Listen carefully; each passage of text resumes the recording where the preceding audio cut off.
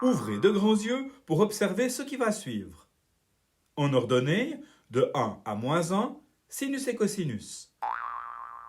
En abscisse, les angles. Finalement, un cercle dont le rayon mesure 1. Bonjour et bienvenue pour cette nouvelle séquence complémentaire à celle que j'ai publiée sur le cercle trigonométrique. Elle vous montrera l'élaboration des graphiques des fonctions sinus et cosinus. Vous verrez, le résultat final est spectaculaire.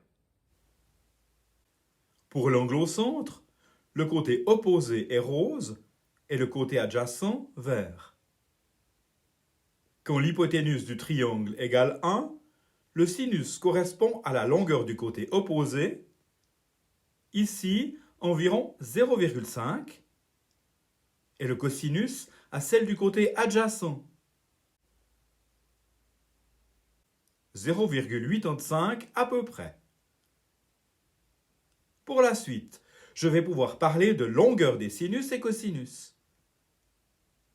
Afin de participer activement à la démarche, utilisez votre calculatrice et n'hésitez pas à mettre souvent la vidéo en pause. Commençons par un angle de 0 degré. Le cosinus se confond avec le rayon du cercle qui mesure 1. Le sinus n'est plus qu'un point, il est égal à 0. Sur le diagramme, le point 0, 0 correspond au sinus et le point 0, 1 au cosinus. Passons à 15 degrés. La calculatrice nous dit que son sinus est d'environ 0,26 et son cosinus de 0,97. Observez la longueur du sinus et le point dans le graphique. Pour faire correspondre la longueur du cosinus et le point vert, je fais pivoter le dessin de 90 degrés. Pour la suite, c'est votre machine qui vous donnera les résultats et vous pourrez les comparer avec les dessins. Moi, je placerai les points dans le repère. Voilà ce qui se passe pour 30 degrés,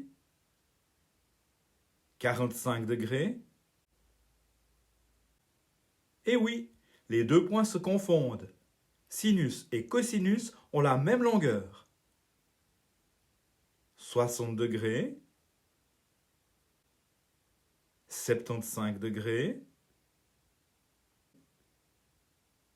90 degrés.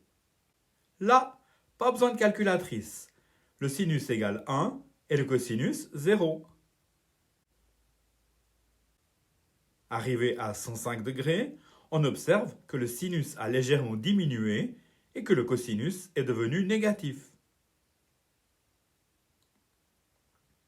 Plus on se rapproche de 180 degrés, plus le sinus tend vers 0 et le cosinus vers -1. Dans le graphique, je reporte l'ensemble des points. Entre 180 et 270 degrés, les deux nombres sont négatifs.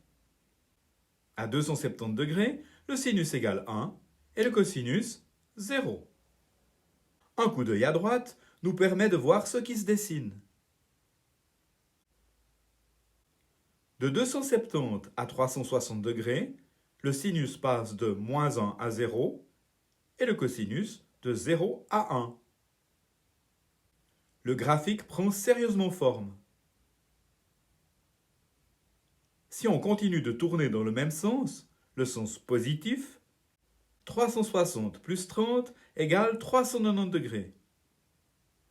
30 degrés et 390 degrés ont le même sinus et le même cosinus.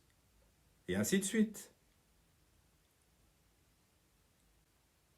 En tournant dans l'autre sens, le sens négatif, moins 60 degrés et 360 moins 60, soit 300 degrés, ont le même sinus et le même cosinus, etc. On peut ainsi compléter le diagramme.